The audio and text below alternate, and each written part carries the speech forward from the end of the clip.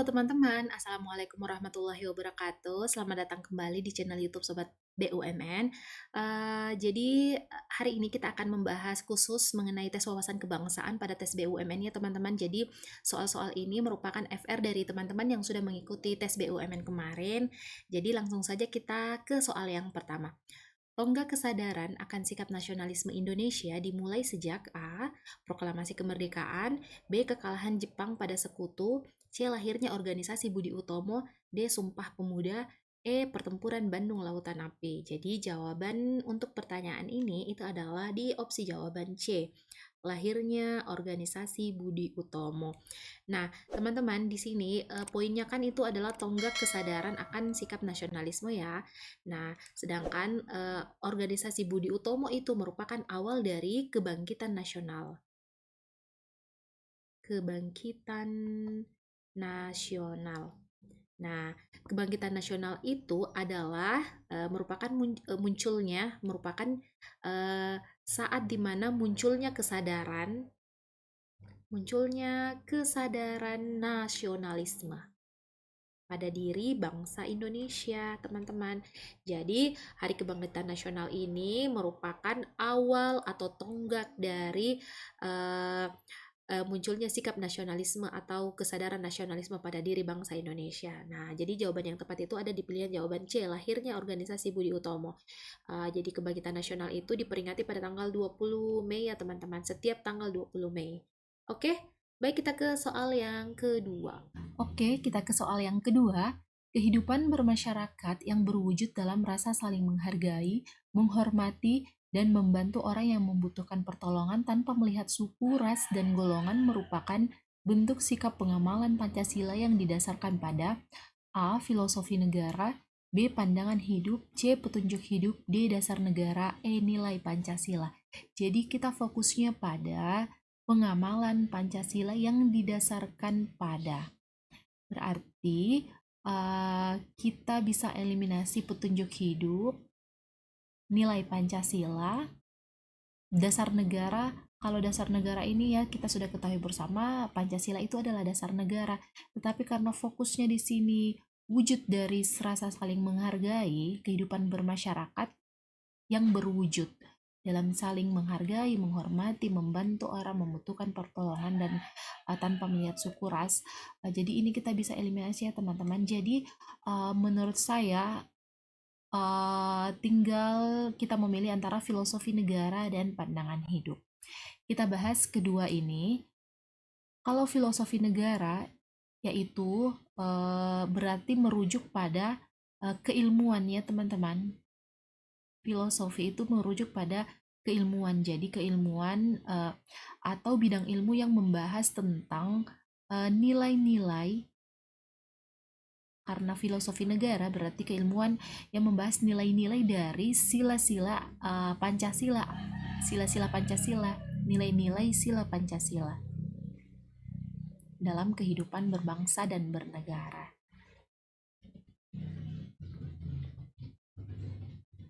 Nah, sedangkan pandangan hidup adalah kita berhubungan dengan bagaimana dalam kehidupan kita itu kita menerapkan nilai-nilai tersebut.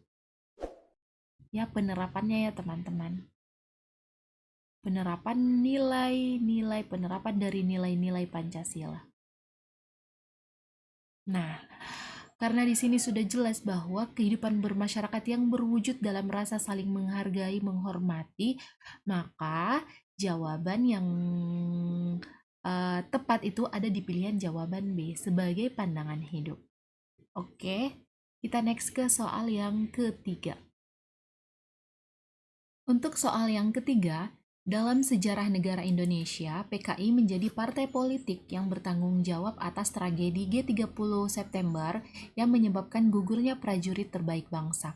Bangsa Indonesia yang akhirnya mampu mempertahankan Pancasila dan menumpas gerakan komunis mengenang peristiwa tersebut setiap tanggal 1 Oktober dengan peringatan A. Hari Kelahiran Pancasila, B. Hari Kekuatan Pancasila, C. Hari Pancasila Sakti, D. Hari Kesaktian Pancasila, E. Hari Gerakan GSPKI. kita bisa eliminasi kekuatan Pancasila, Hari Pancasila Sakti, dan Hari Gerakan 30 SPKI ya teman-teman. Karena di sini merupakan satu yang ditanyakan adalah 1 Oktober, berarti ini merupakan Hari Kesaktian Pancasila. Jawabannya di opsi jawaban D. Kalau kelahiran Pancasila itu, hari lahirnya Pancasila itu adalah tanggal 1 Juni. Oke, opsi di pilihan jawaban D. Sebelum kita melangkah membahas soal berikutnya, saya ingin mengajak teman-teman sekalian untuk bergabung di tryout kami di Sobat BUMN. Caranya cukup mudah, kalian tinggal mengakses website kami di sobatbumn.com. Nah, di sini ada klik daftar sekarang. Nah, setelah teman-teman mendaftar, silakan login dengan akun kalian. Klik login. Nah, di sini ada menu belajar. Untuk menikmati fasilitas tryout kami, teman-teman harus terlebih dahulu membeli paket ya. Di sini ada beli paket. Nah, paket yang tersedia itu ada TKD Premium BUMN tahun 2024. Jadi harganya 99.000 per tahun, ada akses tryout premium selama 1 tahun, paket tryout premium BUMN terbaru 2024, kemudian ada soal RBB terupdate FR tahun lalu, pembahasan lengkap dan kunci jawaban, statistik nilai dan skor, latihan soal core value akhlak. Nah, tunggu apa lagi? Klik beli sekarang. Baik, kita ke soal yang keempat. Salah satu implementasi dari reformasi kelembagaan di sektor keamanan adalah A. Penghapusan bisnis militer, B. TNI yang berada di bawah Kementerian Pertahanan, C. Anggota TNI dan Polri dilarang berpolitik praktis, D. Larangan memilih bagi anggota TNI dan Polri, E. Pemisahan institusi antara TNI dan Polri. Nah, teman-teman, di sini berbicara tentang reformasi kelembagaan ya teman-teman, reformasi kelembagaan. Nah, apa itu reformasi? Reformasi adalah perubahan yang mengarah ke arah kebaikan. Nah, karena di sini reformasi kelembagaan berarti perubahan pada kelembagaan ya teman-teman, maka jawaban yang paling tepat itu adalah pemisahan institusi antara TNI dan Polri. Jawabannya ada di pilihan jawaban E. Nah, sebelumnya informasi ya teman-teman, sebelumnya TNI dan Polri itu berada dalam satu kelembagaan. Tetapi pada tanggal 18 Agustus tahun 2000 melalui TAP MPR nomor 6 MPR tahun 2000 itu ditetapkan bahwa pemisahan Polri dan TNI yaitu sesuai dengan peran dan fungsi dari masing-masing kelembagaan tersebut. Jadi jawaban yang tepat itu ada di pilihan jawaban E. Oke, untuk soal yang terakhir, kemunculan DPD sebagai lembaga perwakilan rakyat selain DPR ditetapkan dalam perubahan atau amandemen Undang-Undang Dasar 1945 ke. Nah, jawabannya berarti adalah ketiga. Jadi ini merupakan amandemen ketiga ya teman-teman munculnya DPD. Nah, tepatnya itu di tanggal 9 November tahun 2001 ya.